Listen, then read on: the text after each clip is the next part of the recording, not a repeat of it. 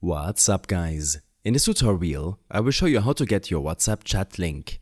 A WhatsApp link is super useful because you can share it with others, post it on your social media profiles, or even use it for business purposes.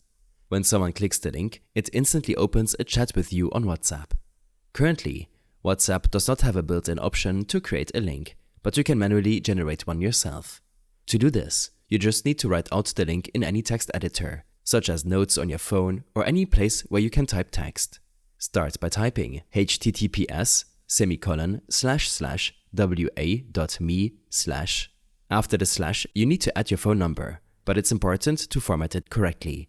You must include your international country code, but do not add any pluses, dashes or spaces. Once you've written the link, tap Done or simply copy it. Now, if you open the link in a web browser, it will take you to WhatsApp, showing a screen that says Starting Chat, and it will instantly open a conversation with the number you entered. You can now share this link with anyone, and when they tap on it, they'll be able to start messaging you immediately. I hope this helped you out. Leave a comment if you have any questions, and see you in the next one.